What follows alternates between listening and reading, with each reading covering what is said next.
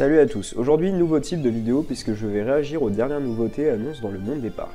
Je ferai ce genre de vidéo de temps en temps si je trouve qu'une annonce peut être intéressante à réaliser, et justement aujourd'hui on va parler de McRise qui a annoncé beaucoup de choses ces derniers jours, et il y a aussi des rumeurs qui entourent les prochaines innovations du constructeur. Bref, on va parler de tout ça.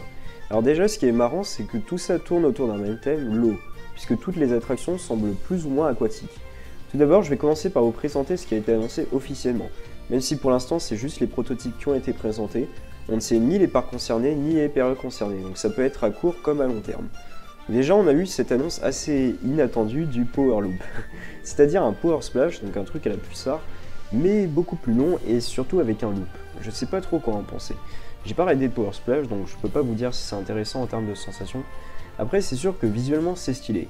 Maintenant, est-ce que c'est vraiment une plus-value par rapport au Power Splash classique ? Parce que l'ajout d'un loop s'accompagnant d'un allongement considérable du parcours, on peut le voir dans la vidéo, ça signifie que ce genre de water coaster ne sera pas donné niveau prix.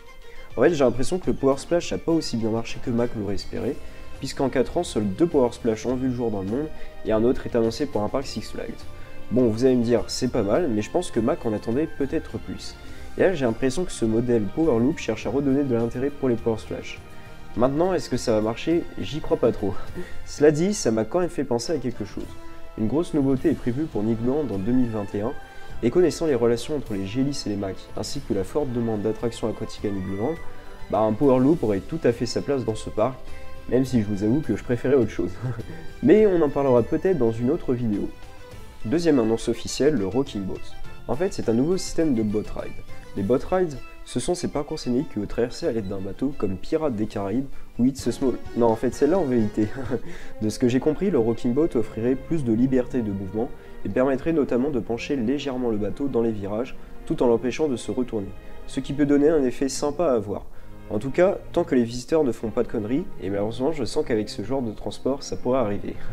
Une petite innovation sympathique mais rien de transcendant. Peut-être le système de transport de la refonte de Piraten in Batavia Europa Park, on verra bien.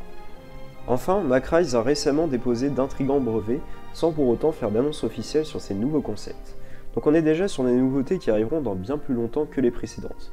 Il s'agit de divers concepts de flats, inspirés de flats déjà existants, même si pas encore chez Mack.